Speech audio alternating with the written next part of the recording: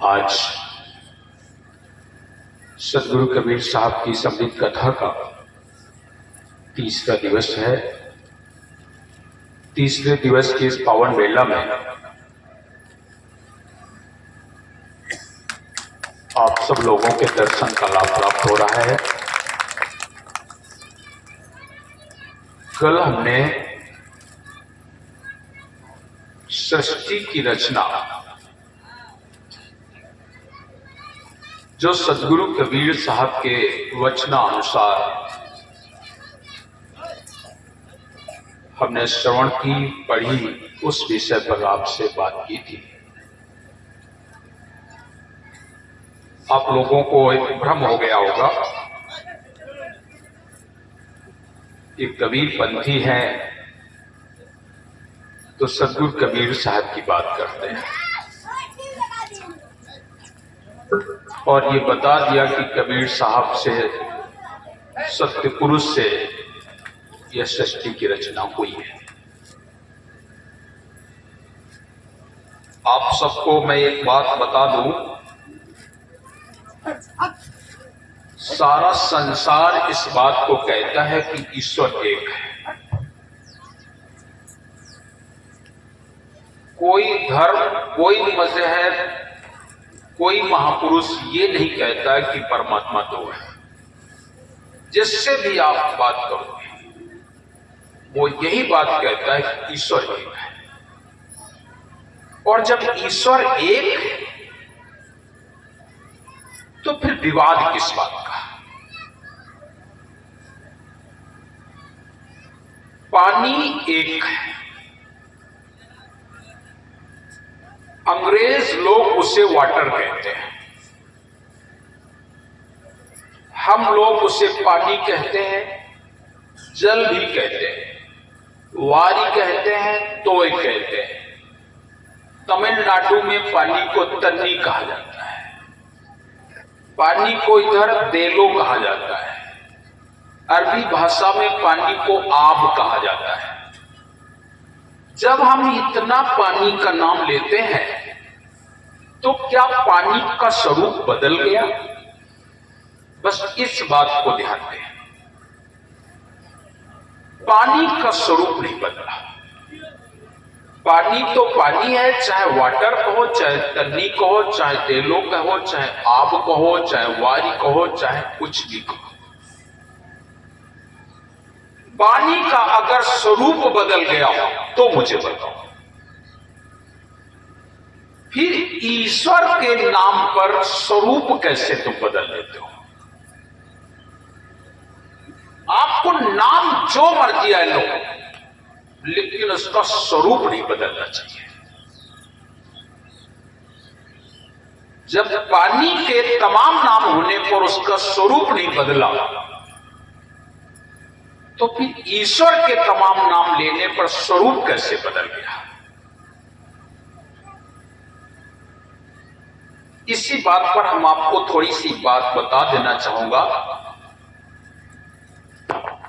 ईश्वर के नाम पर जिन भी महापुरुषों ने इस संसार की उत्पत्ति की बात कही है, उसके अगर तय में जाएंगे, जमीनी स्तर पर जाएंगे, मूलतः आप जहां पहुंचते हैं तो वहां एक पाओगे, दूसरा नहीं पाओगे।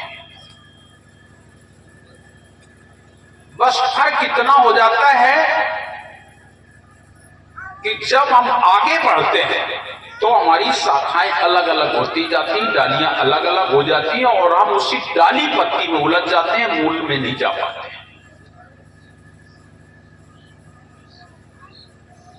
जैसे कि आप भगवान शिव को पढ़ते हैं, भगवान शिव की जब हम शिव पुराण पढ़ते हैं, शिव पुराण का अगर सृष्टि खंड पढ़ेंगे, मैं आपको, अगर जिसके पास शिव पुराण ना हो तो हम पढ़ा सकते हैं। वह शिव पुराण है नहीं मेरे पास, लेकिन उसका कुछ अंश है। अगर आप शिव पुराण पढ़ें और उसका सृष्टि खंड पढ़ें तो उसमें आपको जो हमने बताया वही मिलेगा। शिव जी ने कहीं नहीं कहा कि मैंने सृष्टि की रचना की है। ये शिव के मानने वाले लोग कहते हैं कि भगवान शिव ने सृष्टि की रचना की है।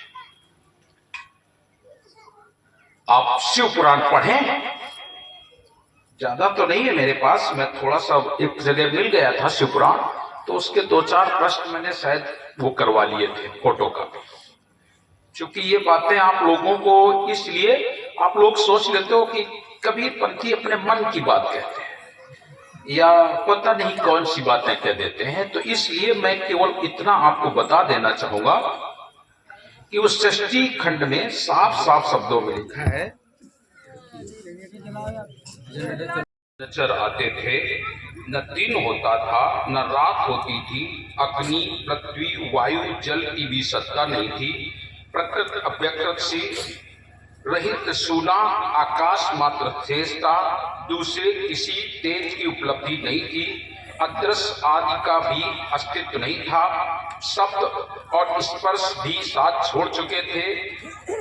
उस समय पर ना गंध न रूप की व्यक्ति होती थी, न किसी सत्ता का अभाव, न सत्ता का भास होता था, न दिशाओं का भान होता था। इस प्रकार सब ओर निरंतर सूची भेद घोर अंधकार फैला हुआ था। ध्यान दीजिएगा, यह शिव पुराण की मैं बात में सुना। उस समय कुछ नहीं था, घोर अंधकार फैला हुआ था। उस समय जब सृष्टि का समय आया तो तत् सत ब्रह्म, जो श्रुति, जो वेद में श्रुति में सुना जाता है, श्रुति कहते हैं वेद को, सुना जाता है। देखिए वो भी क्या सुना जाता है, तत् सत ब्रह्म। हम क्या कहते हैं, कबीरपंथी क्या कहते हैं, सत्य, सत्य नाम, तत् सत ब्रह्म, जो सुना जाता है, तत् सत ब्रह्म, मात्र वही एक शेष था। क्या शेष था, केवल सत्य शेष था और कुछ नहीं, केवल सत्य शेष था। यह शिव पुराण बता रहा है। ध्यान दीजिएगा, मैं और आपको इसी से अभी आपको विशेषता देता हूं।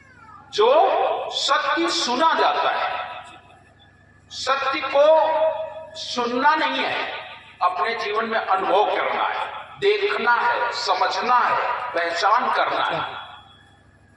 सत्य केवल सुनने की बात नहीं है। अभी ये लोग कह रहे थे सत्य नाम सत्य नाम सत्य नाम बोल और जय करुणा में सत्य नाम बोल। सत्य सुनना नहीं, साहब कह रहे हैं उस समय तत् सत ब्रह्म, जो श्रुति सत्य सुना जाता है, एकमात्र वही शेष था।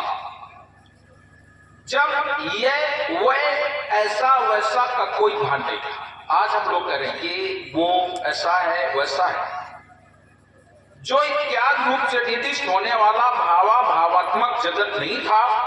उस समय एकमात्र सत्य ही शेष था। ये शिव पुराण बता रही है, जिसे योगी जन अपने हृदयाकाश के अंदर निरंतर देखते हैं। आपके हृदय में कौन बैठा है, अंदर कौन बैठा है, वही सत्य पुरुष। जिसे हम सत्य पुरुष कहते हैं, आप सत्य कहते हैं, सतनाम कहते हैं, वो सत्य शेष था। योगी जब अपने हृदय के अंदर उसे देखते थे, वह सत्य मन का विषय नहीं है। आप एक एक शब्द पर यहां ध्यान दीजिए, ये कोई बातें नहीं है, ये कोई कीर्तन नहीं है, ये कोई वैसी कथा नहीं है कि कह दिया। आप लोग चिंतन करें, ये सत्य जो है मन का विषय नहीं है। मन से सत्य को नहीं पाया जा सकता है। मन ये मलिन है। मन हमेशा इंद्रिय सुख की ओर दौड़ता है, इसलिए मन से सत्य को नहीं खोजा जा सकता है। अंतस्थ से आपका हृदय, मन जब निर्मल हो जाता है तब परमात्मा को पाता है। निर्मल मन जन सो, ऐसा नहीं कहा जाता है कि कैसा भी विषय मन हो है, लेकिन साफ हो गया है, निर्मल हो गया है, पावन हो गया है, तो वह सत्य मन का विषय नहीं है। वाणी की वहां तक पहुंच नहीं, वाणी से उस सत्य की व्याख्या नहीं की जा सकती। इसलिए ईश्वर की भी व्याख्या वाणी से नहीं की जा सकती है। वाणी से केवल हम उसकी सत्ता को बता सकते हैं। जैसे सभी लोग जानते हैं, हमारे यहां तो शब्द में ही कहा जाता है, गूंगे केरी सरकरा खाए और मुस्काए। गूंगे व्यक्ति को अगर शक्कर खिला दी जाए, कुछ मीठा खिला दिया जाए, मिठाई खिला दी जाए, तो क्या बताएगा? वो तो हंसेगा और मुस्कुराएगा, उसके बारे में कुछ बोल नहीं सकता है। इसीलिए जिन महापुरुषों को सत्य का बोध हो जाता है तो अंत में वो मौन हो जाते हैं। क्या कहा जाए? तो वो सत्य मन का विषय नहीं है, वाणी की वहां तक पहुंच नहीं होती है। वह ना तो रूप ना रंग में नहीं है, वह शून्य है।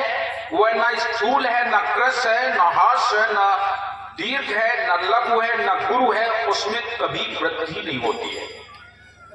श्रुति उसके विषय में चकित भाव से, एक एक शब्द इसका कीमती है। श्रुति कहते हैं वेद को, वेद उसके बारे में चकित भाव से, ये शिवपुराण कहती है। और हमारा ग्रंथ अनुराग सागर भी कहता है, वेद चारों नाई जानत सत्य पुरुष कहानियां, वेद को तब मूल नहीं अकट कथा बखानियां। ये हमारे यहां अनुराग सागर में लिखा है। और शिव पुराण कह रही है कि श्रुति भी उसके विषय में चकित भाव से है, मतलब वेद नहीं जानते, वेदों से परे। वेद हमारा भेद है, साहब कह रहे हैं, वेद हमारा भेद है, हम वेदों के माय, लेकिन जो सार हमारा वो वेदहु जानत नहीं। जो हमारा सार है वो वेद भी नहीं जानते, वो वेद नहीं जानते। इसलिए वेद चारों नाई जानत सत्य पुरुष कहानियां, वेद सत्य पुरुष की कहानी को नहीं जानते हैं। इसमें भी कहा गया कि श्रुति उसके विषय में चकित भाव से है, मतलब श्रुति माने वेद चकित भाव से है, इतना ही कहते हैं। अर्थात उसकी सत्ता मात्र का निरूपण करते हैं। वेद भी कह रहे हैं कि उसकी सत्ता को तो बता सकते हैं, लेकिन उसको नहीं बता सकते हैं। सत्ता मात्र का निरूपण कर पाती है, उसका कोई विशेष विवरण देने में असमर्थ हो जाते हैं। वो सत्य ज्ञान स्वरूप, आनंदमय, परमानंदमय, परम ज्योति स्वरूप, अप्रमेय और आधार रहित, निर्विकार, निराकार, निर्गुण, योगिगम, सर्वव्यापी, सबका एकमात्र कारण, निर्विकल्प, निरामय, माया रहित, उपद्रव रहित, अद्वितीय, अनादि, अनंत, संकोच, विकास, शून्य, चिन्मय है। ये शिव पुराण बता रही, जो मैंने अभी आपको बताया, ये सब शिव पुराण में लिखा हुआ है।